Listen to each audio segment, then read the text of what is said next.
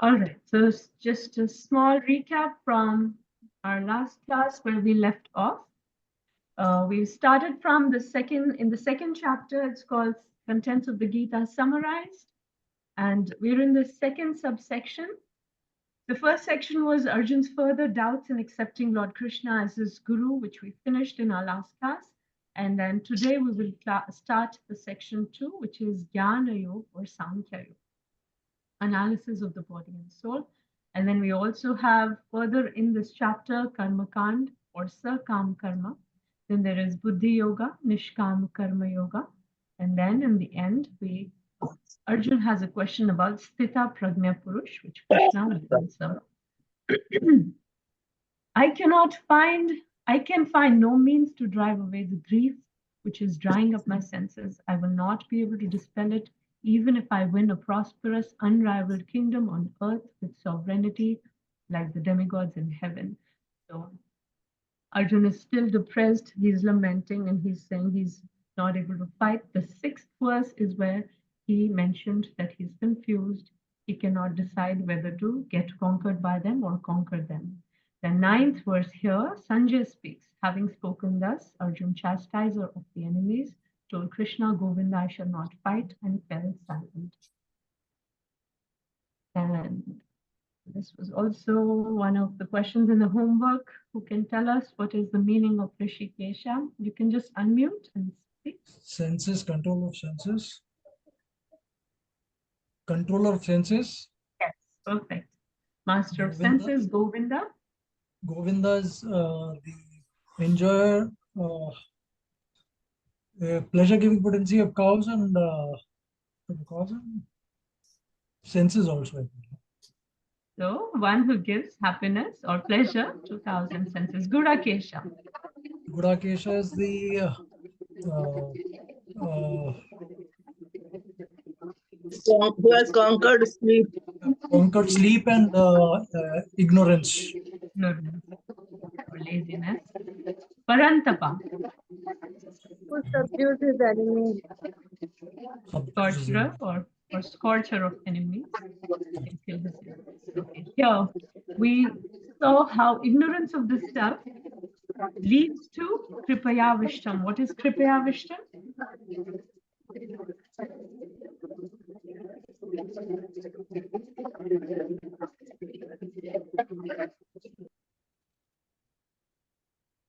Material compassion. Material compassion, wonderful. What then that leads to Vishidantam. What is Vishidantam? Lamentation. Lamentation, which leads to, this is easy, Ashru Purna Kulekshanam. Tears. Tears filled with eyes. Eyes filled with tears. Yes, perfect. Compassion for real self is by, we can show the compassion to our real self by cultivating Self-realization. All right, so we spoke about Shudram Hridaya Daurbalyam, weakness of the heart, and how does a Brahmin deal with problems? He uses blank to solve problems. His knowledge. Spiritual intelligence. Kshatriya uses Power. power. Vaishya uses Money. money. Shudra just Laments. laments. In a lose-lose situation, the way to win is by, we've done all this in our last class, by Surrendering to the higher level. So this was rising to a higher level of consciousness where based on higher considerations, we make decisions. Arjun's great personal maturity, self-perception, self-reflection, and self-criticism. And then 2.10, the last verse that we did in our last class, Sanjay says, O descendant of Partha, at that time, Krishna smiled in the midst of both the armies, spoke the following words to grief-stricken. 10. And we'll begin with today's class. The section on Jnana or Sankhya begins from 2.11. So Krishna is starting to speak. I would request everyone to mute themselves. Thank you. All right, so 5 reasons Arjun gave for not fighting. First was compassion. I don't want to hurt them. Enjoyment.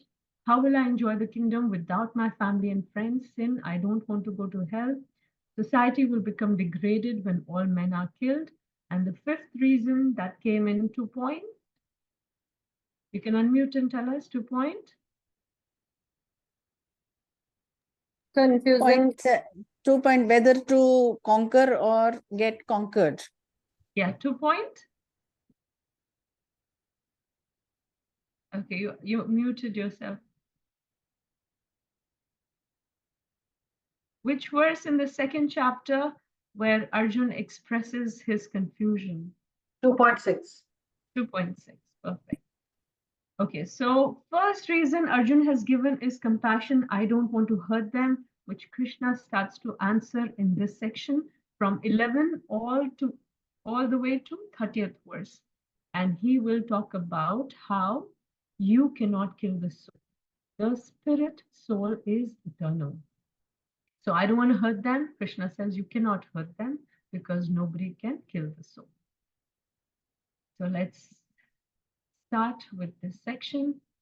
Krishna chastises Arjuna, the truly wise do not mistake the body to be self and lament neither for the living nor for the dead.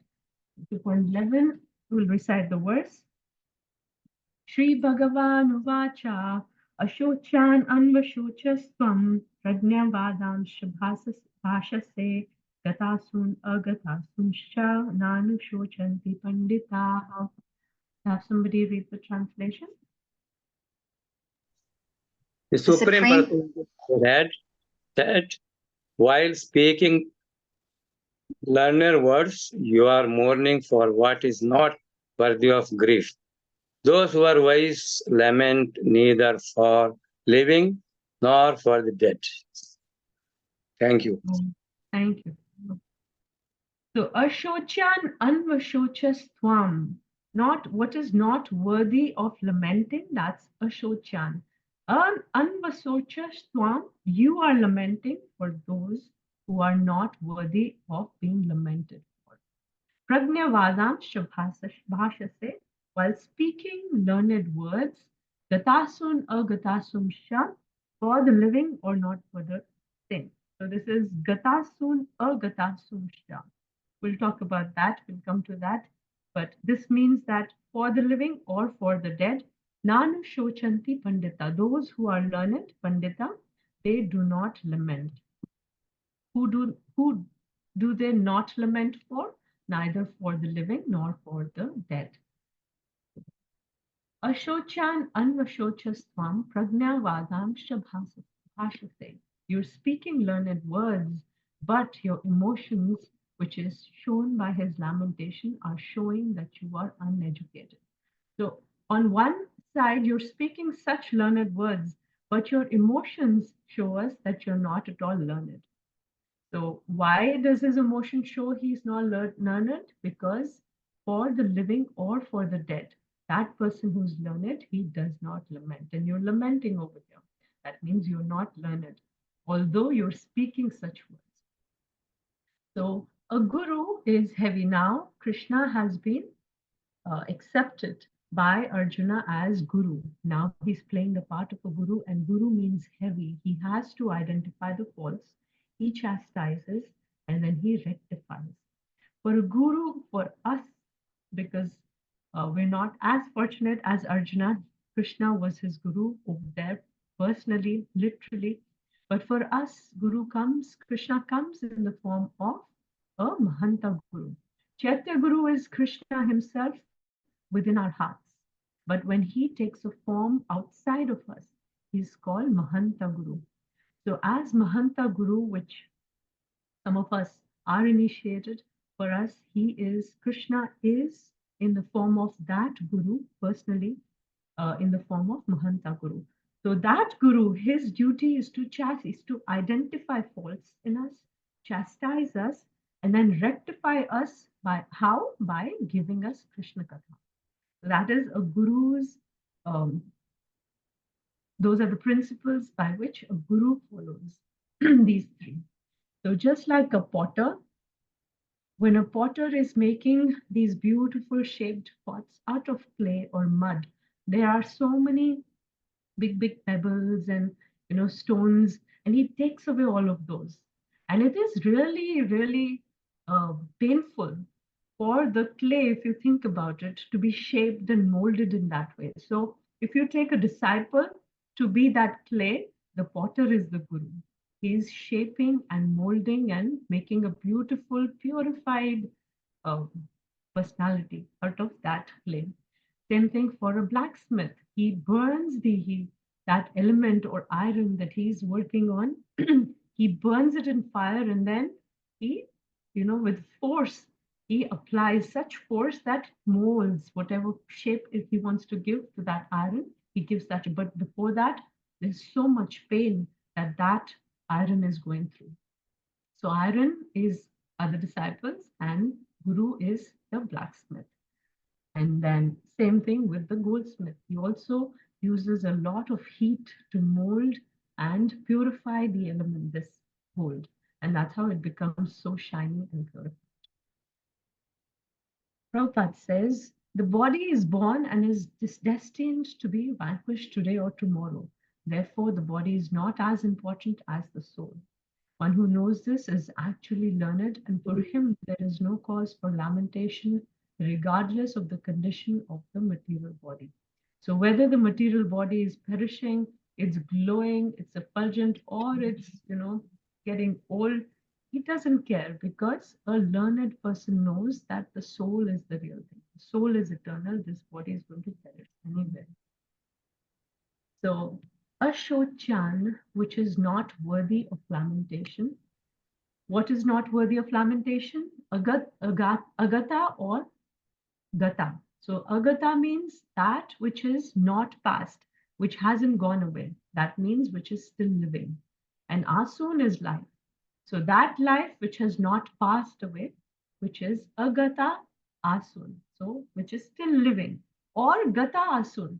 Gata is lost and asun is again life. So life which is lost, which is dead already. So either living or dead.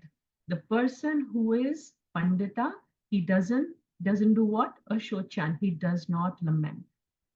Prabhupada says we don't have to kill our feelings and emotions. So if we shouldn't lament, or if we shouldn't express our feelings, should we be just like dead people, like with no emotions? Prabhupada says, no, we don't have to kill our emotions. We need to channelize them. How do we channelize our emotions? Chaitanya Mahaprabhu teaches in the Shiksha Ashtakam, Yugaitam Nimeshena Chakshusha Pravishaitam Tunaitam Jagat Sarvam Govinda Virahena Me. We have to channelize our emotions, our feelings of sorrow or sadness or happiness in regards to Krishna. And when we miss him, that's when we should be lamenting. That's when, and joyful when we have so much service and we're doing seva and we're finding our joy and pleasure in serving Krishna. So channelizing our emotions in service of Krishna brings real happiness and real satisfaction. Also, Chaitanya Mahaprabhu is talking to Ramananda Rai, and he's asking, what is a state of greatest calamity for a person in this world? When does a person lament the most? And Ramananda Rai says, when he's bereft of the association of other devotees. That's the time a devotee laments the most. So let's keep going. Also, I was thinking, what is it that we're attached to the most? Whether we're attached so much or not attached, we can find out when we lose that thing or that person. Are we so much attached? When it is not there, that's the time it really comes up. How much attachment is there with that person or that thing? So let's keep going. 2.12. Let's read the verse first. Never was there a time when I did not exist. So this is what Krishna is going to say. Nor you, nor all these kings, nor in the future shall any of us cease to be. 2.12. Natve vaham jatunasham Nasam na tvam neme janadipaha na chaiva na bhavishyamaha sarve vayam atah param. Never was there a time when I did not exist, nor you, nor all these kings, nor in the future shall any of us cease to be. Thank you. Thank you, Mataji. So, Prabhupada, if you look at the purport of 2.12, Prabhupada is quoting from Katha Upanishad, and he's quoting the verse, Nityo Nityanam Ketananam Eko Bahunam Yo Vidadhati Kaman. It says that it is the supreme eternal who's amongst all the other eternal living beings, who's the maintainer of both, and in their conditioned or unconditioned, liberated state. So, who is the supreme? It is Krishna who's that. He's the supreme Chaitana of all the other conscious beings or non-conscious beings, everything. Krishna is himself the greatest consciousness. And then he refutes, if you read the next paragraph, in the purport, the Mayavadi philosophy. The Mayavad philosophy says that individuality, there's no such thing as I-ness or you-ness. Everything merges into Brahman in the end. That is what Mayavad people say. But this verse, which Krishna is speaking, is completely refuting that philosophy, because he's saying there was never a time when you were not there, and there will never be a time when we all will not be. You will not be there, these kings will not be there, or I will not be there. So if we are going to be always there, then how is it that we merge into that Brahman and always be there in that condition? So that cannot be true, because Krishna over here is saying something else. So if Krishna is saying what he's saying right now, is Krishna illusioned? This is what Prabhupada is saying, and this is how he refutes it.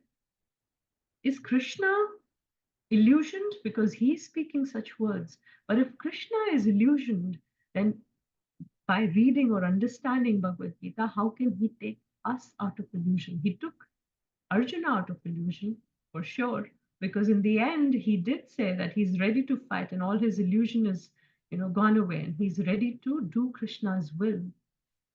So Krishna talks about eternality of individuality, which Prabhupada refutes. That's how Prabhupada refutes Mayavad philosophy. Krishna talks about eternality of individuality of not just Arjuna and other kings, but about himself as well. According to Mayavad philosophy, I-ness and you-ness is an illusion. Everyone merges in personal Brahman. And why is Krishna using such words? Is he under illusion? And Krishna's philosophy becomes invalid. And then how can he take us out of illusion if he himself is under illusion? And Prabhupada says, Krishna is enlightened, and knowing him, we all become enlightened. And we all come out of illusion. So if you look at the verse, many times Krishna is using na, right? This is because he's bringing emphasis. Like we're talking to our children sometimes, you're not going to do this, not this, and not this, and not this. So we're trying to bring importance to one point. We're bring a lot of emphasis. This na is used by Krishna. Okay, so let's look at what 2.11 said. Krishna said, you're mourning for what? For that which is not worthy of mourning.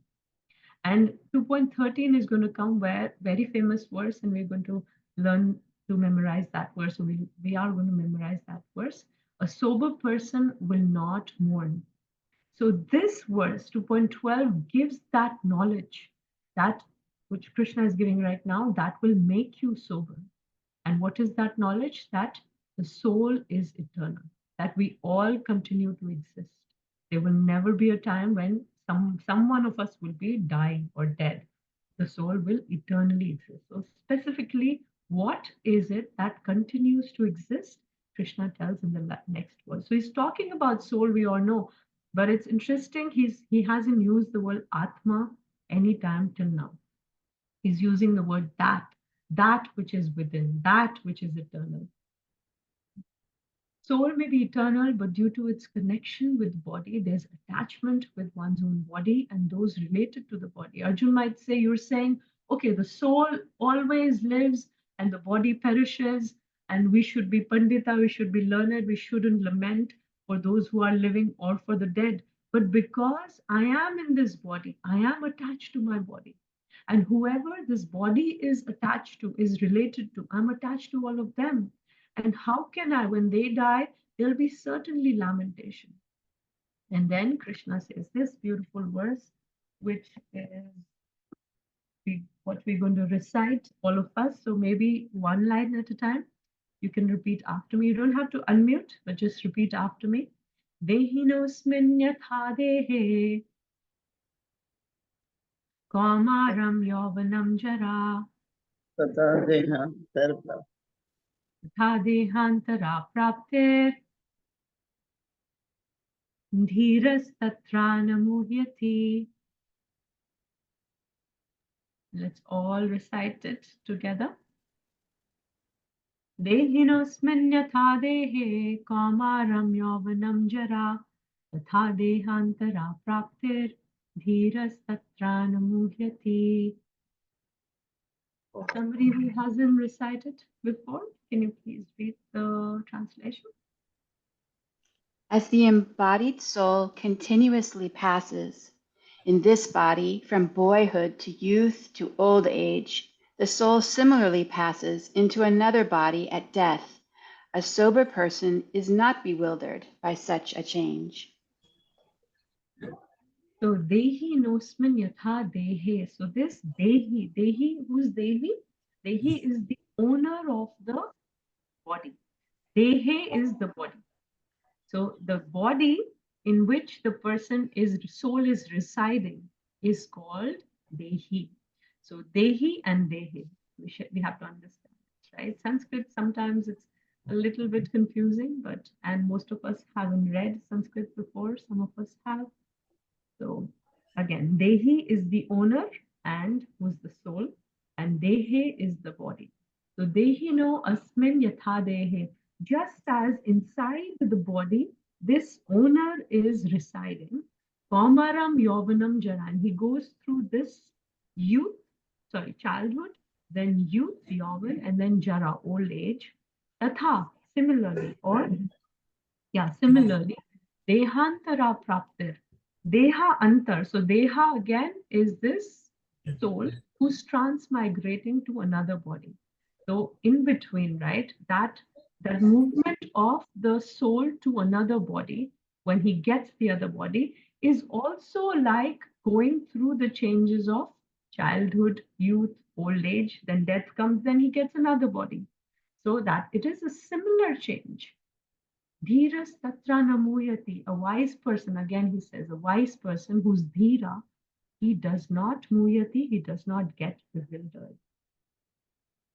So look at the understanding. I got these pictures yesterday from the internet. How drastic is the change, right? From when we are young to when we become old. If you ask an old person, how long back do you think when your memory goes, you were really, it must be years ago, right? That person will say, no, it's just like a minute ago. I was so young. And I mean, time passes so quickly. You know, people right now, if we are so proud of our beauty and so proud that, you know, I have so much energy and strength because I'm young, it is going to pass away like this. We won't even realize. So these moments that we have, the best way to utilize is for what is worth it, right? What is worth it is the soul, which is never going to die. But the body is going to perish. So why to waste so much time on this body? It is okay to maintain it, to do our best to keep it fit in the service of Krishna. But to overdo and spend too much time is, Krishna says, through these verses, it is a waste of time. So let's read the purport a little bit in the first paragraph, no, the second paragraph. Any man who has perfect knowledge of the constitution of individual soul, the super soul, the nature, both material and spiritual, is called Dhira, a most sober person. Such a man is never deluded by the change of bodies. A man who knows what is the real worth, what is of value, is the soul, the spiritual nature. Then he's always Dhira, he's always sober, he does not lament. So, if a person says such things which will not trouble an intelligent person, what is the indirect meaning in there? That if somebody is troubled, that means he needs to become intelligent. So that is the purpose. So just as one doesn't get unduly worked up when one sees within one's lifetime these changes of childhood, youth, and then old age, similarly, the soul gets a new body at death. Don't get bewildered. This is what Krishna is doing through this. So who are you? If we consider that we are this body, then the professor of anatomy, he has characterized this body and shown us what is this body made up of. So in a 60-pound person, there's about 5 pounds of calcium, 1.5 pounds of phosphate, and all of these. There's potassium, sulfur, sodium, magnesium, and copper, iron, iodine. So all of these are there. This is what the body is made up of. So don't you feel we are more than just chemicals which constitute this body? Then what is our real identity? So scientific proofs for existence of spirit soul. There are 4 over here. We see common sense, consciousness, near-death experience, or out-of-body experience. People have studied it, and there's reincarnation research also. The common sense is when a person dies, we say he or she has passed away. Actually, the soul has passed away. And this is really scary to look at. We move forward. Consciousness means to be aware, thinking, feeling, willing, and intentionality, like intentionally doing something. So living beings are conscious, and dead matter, there's no consciousness. So we can deduce that there is some consciousness, there's some emotions and feelings in a person versus a dead, something which is dead matter. Then there are so many near-death experiences or out-of-body experiences which people have researched on, which show that, yeah, there was somebody inside who went and then came back or has come back in reincarnation, has come back in another body now.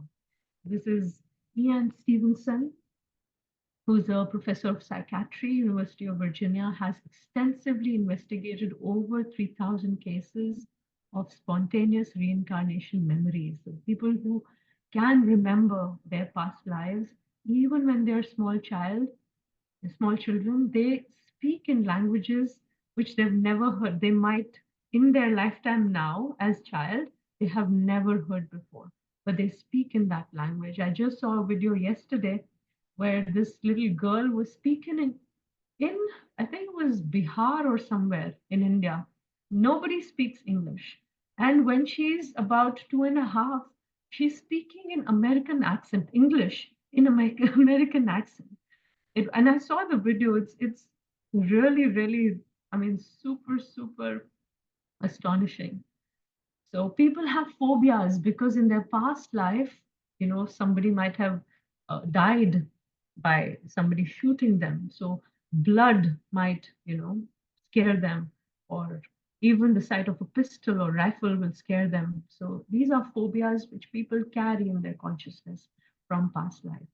Twins, they are within the same promise, they're splitting from a single egg, but because they're different souls now, they have different attitudes, different temperaments. And this is a case of another girl, lady, Sukla Gupta, who remembered her past life. And when she was a little girl, she was little more than 5. Sri Sen Gupta and 5 other members of his family journeyed with her to Bhutpara. When they arrived, Shukla took the lead because she knew where what the places where to go from to reach her house, and avoiding various possible wrong turns, she brought them straight to the house of her father-in-law, who is Amrita Lal Chakravarti, some person. So this is 5-year-old girl, and she went straight to her, in-laws' house from her past life. So she recognized her previous lifetime house, her mother-in-law, brothers-in-law, husband, and daughter indicated that this person is her husband, and all the nicknames as well. In the purport, Prabhupada says, any man who has perfect knowledge of constitution of the individual soul, the super soul and nature. Okay, so we've done this before. This also came before, that person is not deluded. That person is a dhira. We read from the purport. Okay, so there are also examples if a person is using a computer.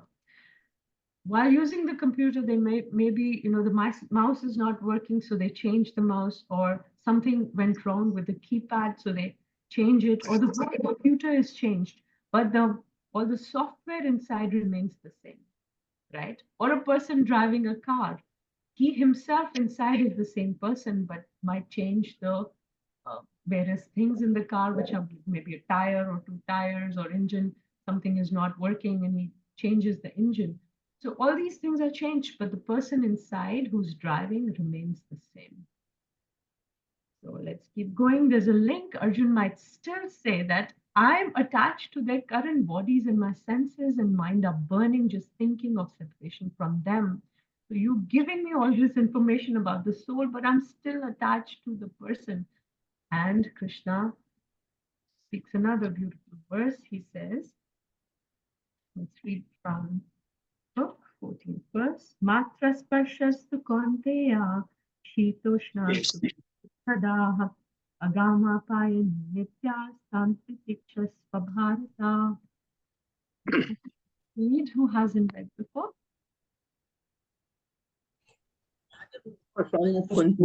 ಓದಿದೆಯಲ್ಲ ಯಾರು ಓದ್ಲಿಲ್ಲ ಅನ್ನಕ್ಕೆ. Hare Krishna, somebody can unmute and read the translation. Okay, Yes, sir. O son of Kunti, the non-permanent appearance of happiness and distress and their disappearance in due course are like the appearance and the disappearance of winter and summer season. They arise from sense perceptions, O sanction of Bharat, and one must learn to tolerate them without being disturbed.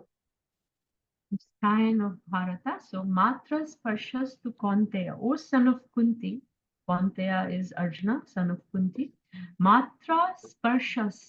So the senses experience the sense objects, O son of Kunti. Shitoshna Sukha Dukkhada. Just like there is winter and summer season, there's cold and there's hot, right? Shitoshna. So Shita is cold and or winter. Ushna is summer. And Sukha Dukkhada, happiness, and Dukkha, distress. In life, just as a person experiences with the senses happiness and distress, winter and cold season, agama paino nityas, the appearance and disappearance, or which is non-permanent, tam stitikshasva bharata, one must learn to tolerate them. So just as the non-permanent appearance of happiness and distress and their disappearance in due course, they're like winter and summer season. They come and they go in due course. And a person who is, again, intelligent, he should learn how to tolerate. So Arjuna is addressed with respectful honorifics. He's called Konteya, O Bharata, O Konteya. Krishna has used 2 epithets over here. The Konteya is signifying his great blood relation from his mother's side, and Bharata signifies his greatness from his father's side. So a great heritage brings responsibility in the matter of proper discharge of duties. Therefore, he should not avoid fighting. And he's saying Shita and Ushna. So Shita is winter and Ushna is summer. At that time, there can be experience of heat or cold, right? When we our senses are in contact with the sense objects around us. So there can be experience of coldness or hot. Similarly, there is experience of happiness and there is distress. At that time, there can be experience of either of these two. And a person who should learn how to tolerate. So what Krishna is trying to do over here is telling Arjuna that, okay, you are saying that thinking of your relatives, you are lamenting right now, thinking of them as being dead in the future. They're there standing right now in front of you, and you're just thinking, okay, they're not going to be there in the future, and now you're so much filled with grief and fear. So you have to learn to tolerate. First, he was talking about how the soul is eternal. There will never be a time when Bhishma or Drona, their soul will not be there. So don't lament. You can never kill them. Your weapons that you're so skillful with, using your weapons, they can never pierce or go through the soul. So don't lament. And then he's now saying, because he's reading Arjuna's mind, he's still thinking that yes, Arjun might say all these or feel all these things, that you're saying don't lament because soul is eternal. I'm still attached to their bodies because they're related to me. How will I not lament knowing that they're not going to be living in the future? And then Krishna says, tolerate. Learn how to tolerate. It's happiness and distress comes like winter and summer season. And then Krishna takes the vision deeper and says that there is fruit of tolerance. I was thinking of last year, this year, I went to GUV in India, Govardhan Eco Village. Most of you who are in India or from here also, you must have visited. Beautiful place where there's so many things that you can, you can serve. There's the temple, there's the Goshala, there is Ayurveda. You can, get treated if you have any problem. There in the Ayurvedic section, I saw that they had leeches, and I was so, it was so surprising to see leeches over there. And the doctor told me, when I asked the doctor, she said that if there is some blood which is impure in the body, we just put the leech over there, that part, or if there's some problem in a part of the body, they put the leech and the leech sucks all the impure blood.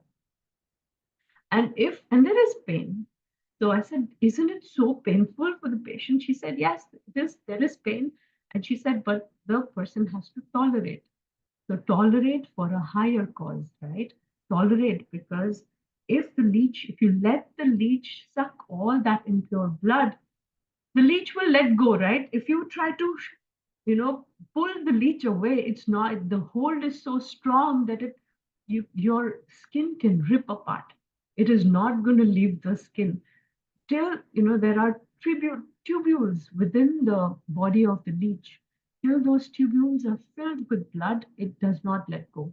But once they are filled, it just lets go by itself. You can just go like this, flick it, and it just, it'll just leave. So what Krishna is trying to tell Arjuna is that what you're feeling so much fearful and lamentful right now, this feeling is going to pass. Just like winter and summer passes, you have to tolerate. And then the next verse, 2.15, Krishna says, let's read it from the book. Yam hina vyastayante te purusham purusharshabha samadukha sukhandhiram somrititvaya kalpate. Somebody, O best among men, Arjun, the person who is not disturbed by happiness and distress and is steady in both is certainly eligible for liberation. So, for example, you see travelers over here. They're traveling to a place wherever they want to go. There's a destination they want to reach. So they chose this bumpy road because it leads to the destination where they want to go. There might have been a smooth road on the other side also, which they did not choose. Why? Because that did not lead to where they want to go. So similarly, A person who knows the value of life, who has higher principles, will choose he'll make those kind of decisions which he has to tolerate the uh, distractions that he or she finds in this world. It's just that he needs to understand, he needs to have knowledge of what is higher in life. And that's how he or she will choose the right things in life. So these are higher purposes. I have something written also. Let me see.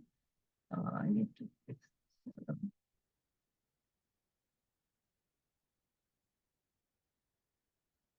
Give me 1 second.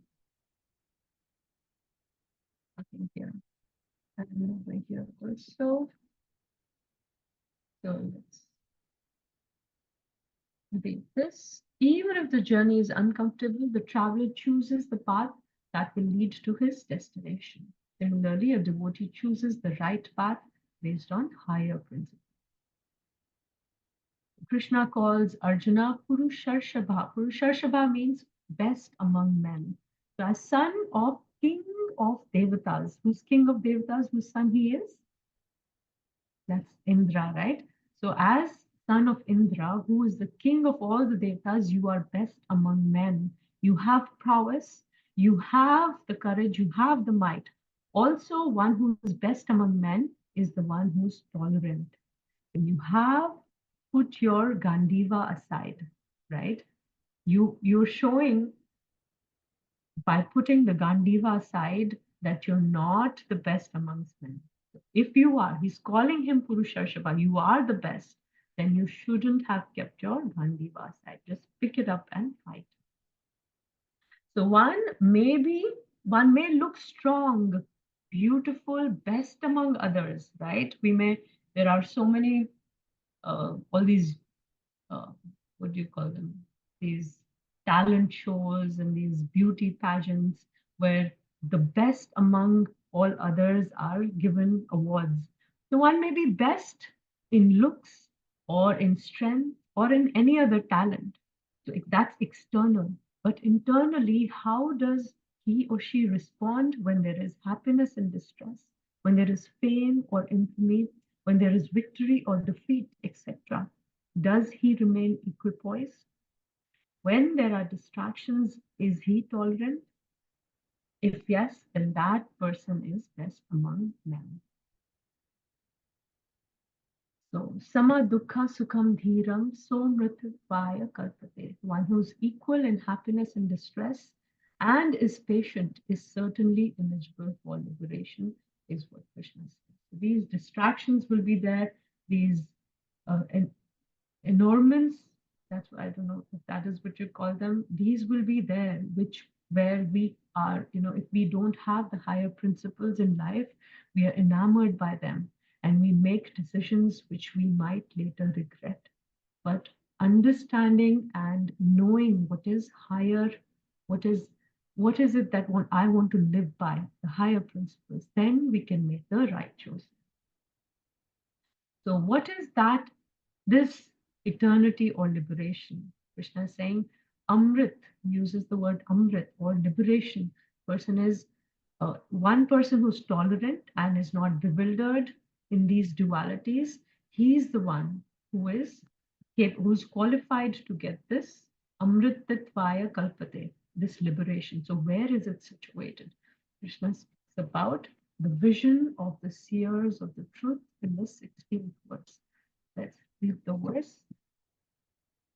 16th one. Yam hina vyatayante te. Oh, this we adjusted the 16th. Na sato vidyate bhavo na bhavo vidyate satah ubhayorapi trishnuntas tvanyayos tattvadarshibhi. Translation in English, we can read. Those who are seers of the truth have concluded that of all the non-existing, the material body, there is no endurance, and of the eternal, the soul, there is no change. This they have concluded by studying the nature of both.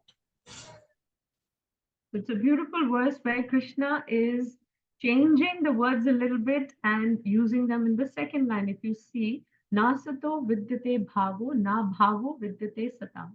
So two words, right? Which ones? Asata and bhava, and then bhava and satam. So these two are changed in the second line. And this is called in English, it's a figure of speech. It's called chiasmus, where similar words are used again, but they're modified in a modified form.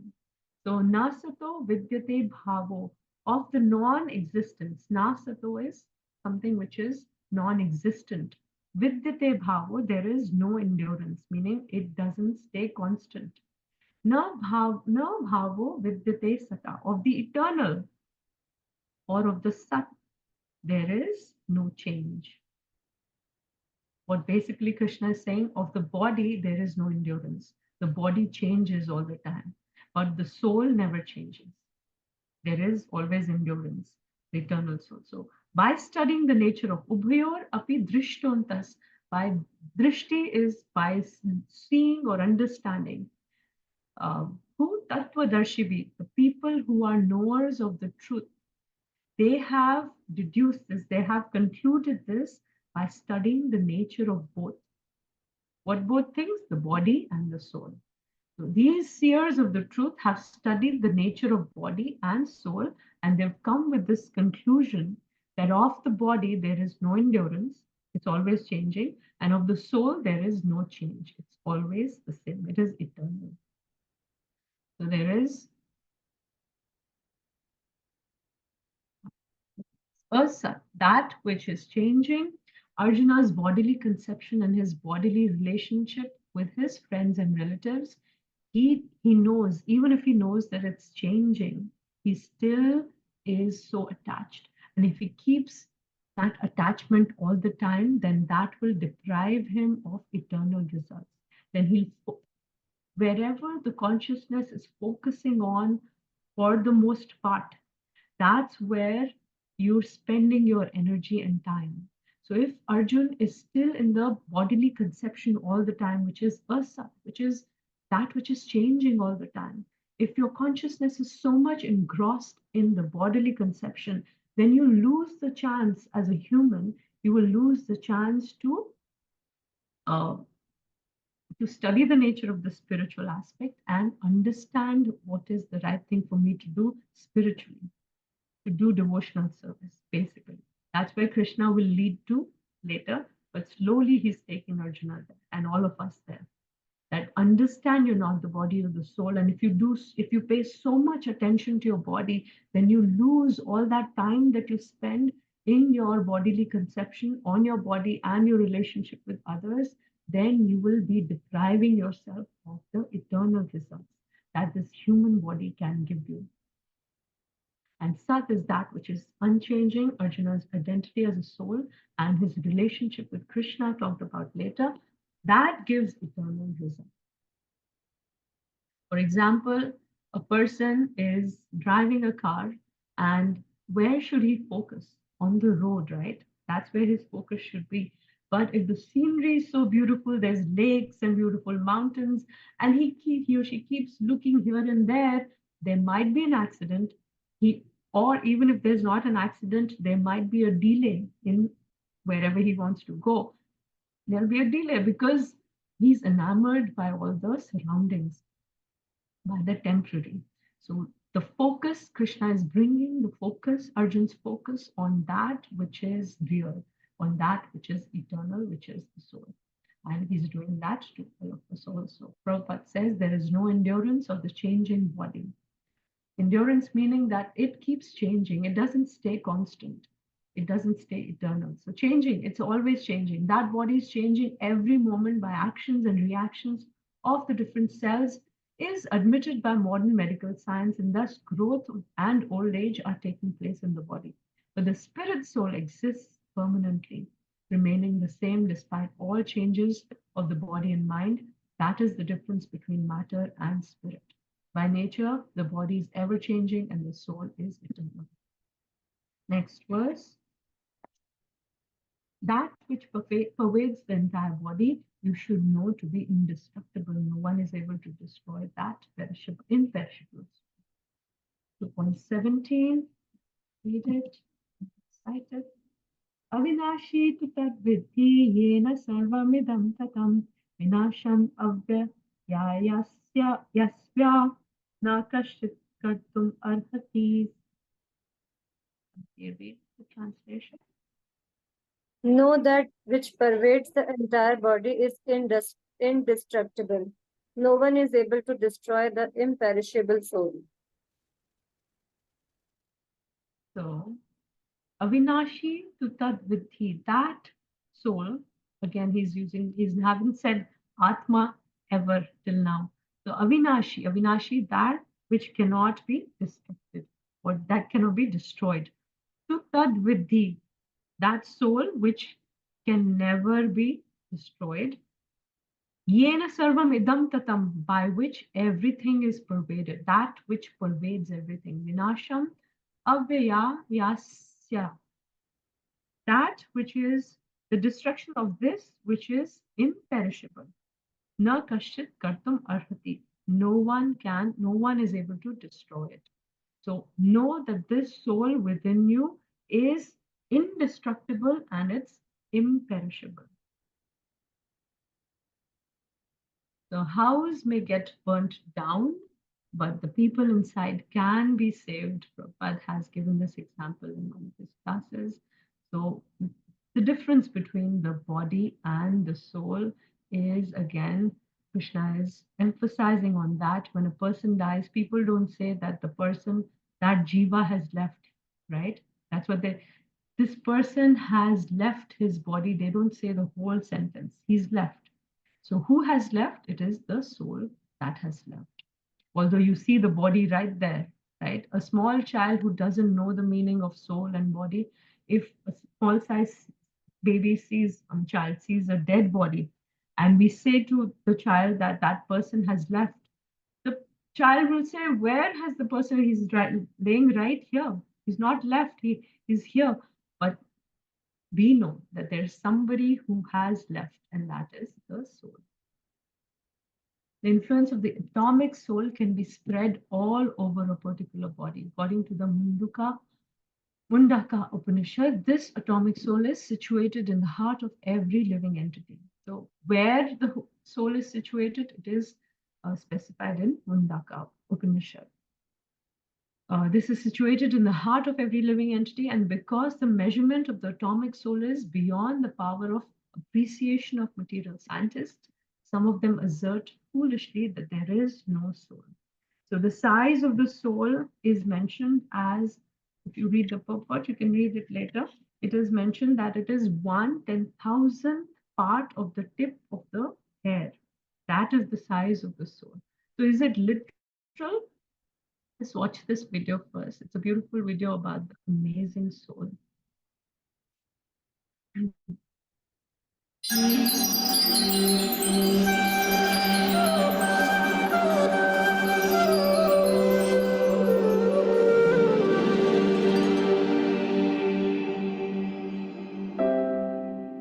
The Amazing Soul, the Vedic Introduction. The Vedic wisdom tradition offers us a coherent, cogent, and extensive body of knowledge about the soul.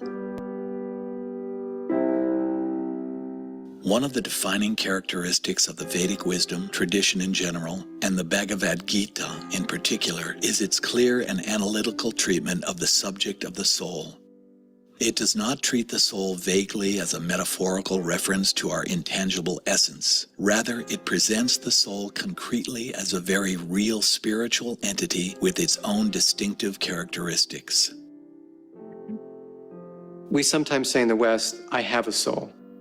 But I think from the Bhagavad Gita's perspective, it'd be more correct to say, I am the soul and I have a body. The soul is what provides cognition to an awareness to the body, and it's the soul that is the part of us that is aware, that feels.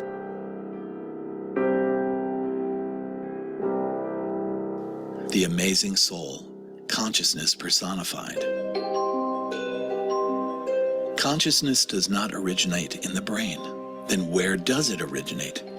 The Bhagavad Gita explains that it originates from the soul. यथा प्रकाशयत्येकः कृत्स्नं लोकमिमं रविः क्षेत्रं क्षेत्री तथा कृत्स्नं प्रकाशयति Bharat. The Bhagavad Gita 13.34 illustrates the relationship between the soul and consciousness with a vivid example. O son of Bharata, as the sun alone illuminates all this universe, so does the living entity, one within the body, illuminate the entire body by consciousness. This verse indicates that just as the sun illuminates the universe, the soul illuminates the body with consciousness. This implies that just as sunlight is the symptom of the sun, consciousness is the symptom of the soul. The power of the soul extends throughout the entire body. There's a passage in the Katha Upanishad which describes the soul as like the sun. It illuminates a particular area.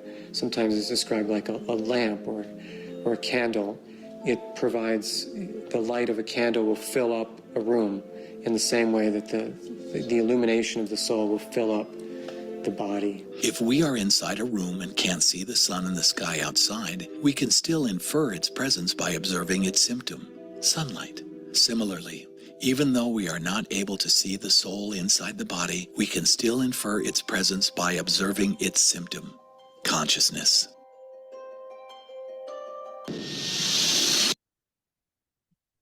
Keep going. It is said, like we learned, how the soul illuminates the whole body. With the symptom of the soul is consciousness, just as the symptom of the sun is sunlight. So it is also said that the soul within the body is stationed, or it is there within the five kind of air within the body, which are prana, apana, vyana, samana, and udana. So these five kind of air are there, and the soul is floating in between all these five kind of air. So when we do pranayama, that's where we elevate our consciousness. Let's keep going. To point 18. Antavantai me deha nitya soktaha sharirinaha anashino prameyari asya tasmadutyasva bharata. The material body of the indestructible, immeasurable, and eternal living entity is sure to come to an end. Therefore, fight, O descendant of Bharata. It says, Antavanta ime deha. So the material body is perishable. It is bound to end. Nitya soktaha sharirina. But this embodied soul is eternal, who's inside this sharira. So before he said dehe, which is body, now Krishna is saying sharirina. Anashino prameyasya. The soul is indestructible and immeasurable. Anashina is indestructible, and therefore fight. Tasmad, therefore yudyasva bharata. Get up and fight, O descendant of Bharata. So the body is bound to be destroyed. It's beautiful how Krishna, what he's trying to tell to Arjuna, the body is bound to be destroyed. Even if you avoid fighting, the body will be dead sometime or the other. Therefore, don't get bewildered thinking you can save them or their bodies. And on the other hand, the soul is indestructible even if you fight.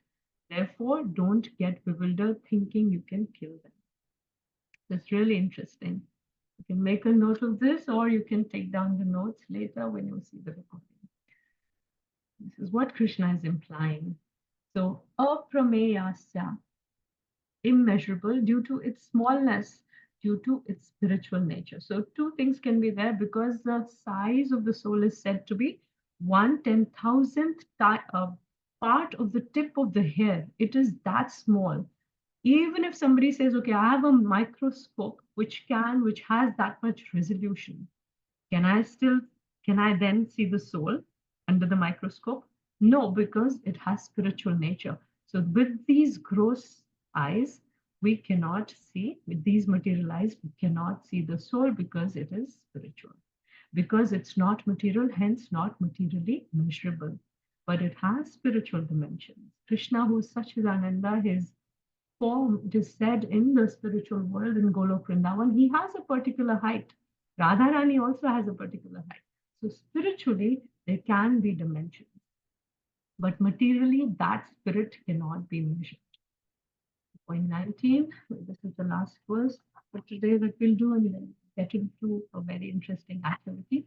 Yena me veti hantaram yaschainam manyate hatam ubhayoto na vijanito nayam hantina hanyate. Neither he who thinks the living entity the slayer, nor he who thinks it slain is in knowledge. For the self slays not, nor is slain. So Krishna says, Na enam veti hantaram, one who thinks this to be the destroyer. Yaschainam manyate hatam, one who thinks that the soul is destroyed. So one who thinks that one can destroy the soul, or one who thinks that the soul can be destroyed. Both, ubho. Neither of them actually know. Nayam hantina hanyate. The soul neither kills, neither it can be killed, nor it can be killed. So Prabhupada also quotes that he says in the, if you read the purport, says, this, however, does not at all encourage killing of the body. I had a friend and we used to study the Bhagavad Gita together, and she used to eat non-veg at one time. And when we were, we used to discuss the Bhagavad Gita, this verse, she said, see, nobody can kill the soul. So if you're killing the animal and eating it, actually we're not killing it, right? Because the soul cannot be killed. The Prabhupada, he's very bringing this point very emphatically. He's saying, however, this does not encourage killing of the body. The Vedic injunction is ma himsyat sarva bhutani, never commit violence to anyone. Nor does understanding that the living entity is not killed encourage animal slaughter. Killing the body of anyone without authority is abominable and is punishable by law of the state as well as by the law of the Lord. Arjun, however, is being engaged in killing for the principle of religion and not whimsically. So that is the difference. So as a Kshatriya, it's Arjun's duty to kill that which is bringing irreligion in the society. So he's doing his duty. And Krishna will further continue his argument about elaborating more about the soul. At that time. We also wanted to do this quick story about, most of us know the story.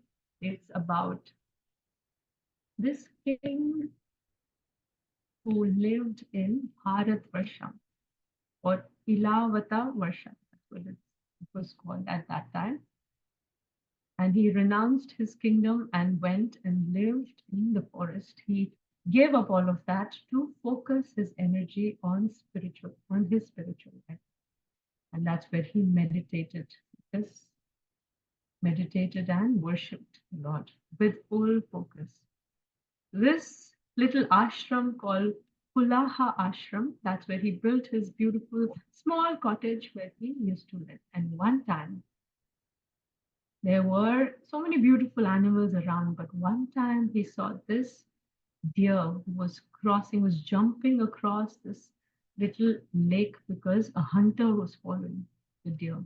And because this deer was pregnant, gave birth to, there was miscarriage, and the deer died. But this little baby deer was saved by this king. Who knows the name of the king? You can unmute and tell us. Raja Bharat. Raja Bharat. Raja Bharat, Bharat Maharaj. later known he as saved- Bharat Jada Bharat. Maharaj. He saved this King Bharat, saved the little deer, and raising the deer, what happened, he developed a lot of attachment and love for this deer.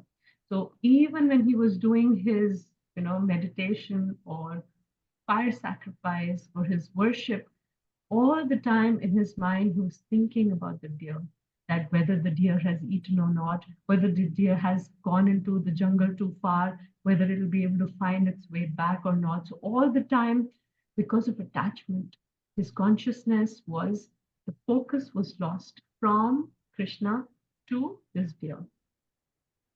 And that's how you can look at this. He's performing the yagya, but he's looking at the deer so fondly, so lovingly, and making sure it's near me and not going far away.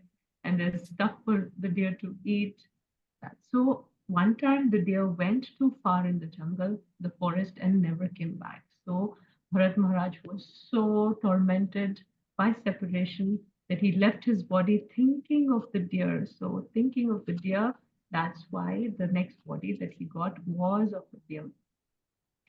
But Krishna, because he was such a wonderful devotee also, Krishna had in that body of the deer the remembrance from past From life. his previous life. In that body of the deer, he he used to always stay close to the place where there were other sages singing and talking about Krishna, glories of Krishna. He wanted to always be in the association because of moving away from the association of devotees, being by himself, he got diverted and he lost focus.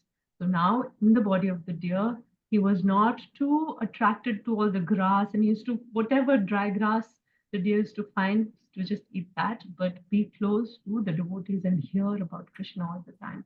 And then when he left the body of the deer, got the body of a Brahmin, in a Brahmin body, and his name was Jad Bharat. And we all know the story how one time the dacoits got him and they wanted to give Bali, but Kali Mata, she came, the goddess Kali came out and she killed all the dacoits because they were trying to kill the devotee of Krishna. And then another time he was sitting on the path and the king was passing by on his palanquin. And one of you need 4 people to hold the palanquin, and one of them got injured or they needed to replace him. So they found this Jad Bharat sitting on the path and they asked him, would you hold the palanquin? And he agreed. But on the path, there were some ants here and there, and not to step on them. He was walking, a little weirdly. That shook the whole palanquin. Not just once, 2, 3 times, and the king was giving warning, you have to walk properly. So then in the 3rd time it happened, and king called Jad Bharat, are you foolish? And he said, are you calling my body foolish or my soul foolish? So like that, beautiful, teachings that Jad Bharat gave in the Bhagavatam to King Rahugana. And that's when he surrendered to Jad Bharat and learned the spiritual matters. So beautiful story where we understand how the soul does not die. The body dies, but the soul is eternal. Which includes, you can read this later. Wonderful points here. So today's activity is for 10 minutes, we'll do this. We'll quickly have you go in breakout rooms and you have to exchange experiences of tolerating different situations or people while at work or serving with other devotees. And you can also talk about how we can develop the quality of share over here and go into. I'll also stop recording.